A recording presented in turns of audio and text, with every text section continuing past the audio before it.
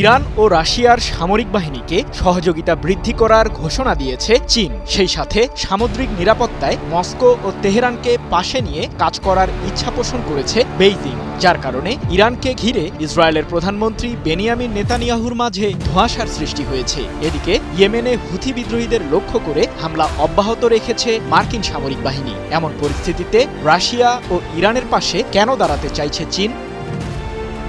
ইয়েমেনের রাজধানী সানা সহ বেশ কিছু এলাকায় আবারও কঠোর বিমান হামলা শুরু করেছে যুক্তরাষ্ট্র। হুথি বিদ্রোহীদের সামরিক আস্তানা লক্ষ্য করে ২৮ মার্চ ৪ দফায় হামলা চালায় মার্কিন সামরিক বাহিনী। রাজধানী সানার আন্তর্জাতিক বিমানবন্দরও মার্কিনী হামলা থেকে রেহাই পায়নি। ২৮ মার্চ এক প্রতিবেদনে বিষয়টি নিশ্চিত করেছে ইরানের রাষ্ট্রীয় সংবাদ মাধ্যম প্রেস টিভি। এর আগে গত ১৫ মার্চ লোহিত সাগরে অবস্থিত মার্কিন বিমানবাহী রণতরী ইউএসএস হ্যারি এস ট্রুম্যানকে ইয়েমেনে হামলা চালানোর নির্দেশ দেন মার্কিন প্রেসিডেন্ট ডোনাল্ড ট্রাম্প।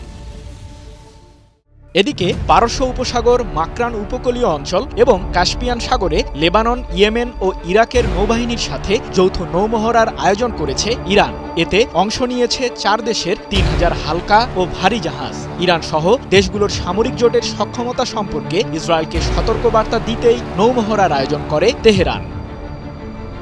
এমন পরিস্থিতিতে ইরান ও রাশিয়ার সামরিক বাহিনীকে আরও সহযোগিতা করার ঘোষণা দিল চীন। দেশটির পিপলস লিবারেশন আর্মি রুশ ও ইরানি সামরিক বাহিনীকে সহযোগিতা বৃদ্ধি করতে প্রস্তুত জানিয়ে চীনের প্রতিরক্ষা মন্ত্রণালয়ের মুখপাত্র সিনিয়র কর্নেল উ কিয়ান বলেন, বৈশ্বিক ও আঞ্চলিক পর্যায়ে শান্তি ও স্থিতিশীলতা রক্ষা করতে চীন সামুদ্রিক নিরাপত্তায় মস্কো ও তেহরানকে সহযোগিতা করবে। ২০১৯ সাল থেকে আমরা ৩ দেশ মিলে ৫টি যৌথ নৌমহড়া সফলভাবে সম্পন্ন করেছি। ২৮ মার্চ চীনের এই কর্মকর্তার বরাতে বিষয়টি নিশ্চিত করেছে মধ্যপ্রাচ্য ভিত্তিক সংবাদ মাধ্যম মেহের নিউজ এজেন্সি।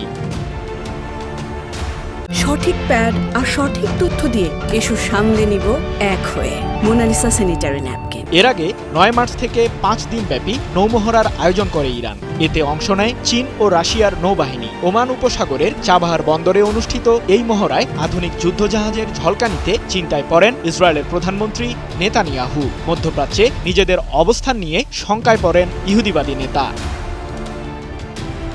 ইরান অধ্যায় শেষ করতে যুক্তরাষ্ট্রের সাহায্যও চেয়েছেন ইসরায়েলের প্রধানমন্ত্রী নেতানিয়াহু। অন্যদিকে পারমাণবিক ইস্যুতে ইরান যুক্তরাষ্ট্রের সাথে সমঝোতায় না গেলে তেহরানে সামরিক অভিযান পরিচালনার হুমকি দিয়েছেন মার্কিন প্রেসিডেন্ট ডোনাল্ড ট্রাম্প। এরই মধ্যে যুদ্ধের প্রস্তুতি নিতে ইরানের সর্বোচ্চ প্রতিরক্ষা বাহিনী IRGC-কে নির্দেশ দিয়েছেন আয়াতুল্লাহ আলী খামেনি।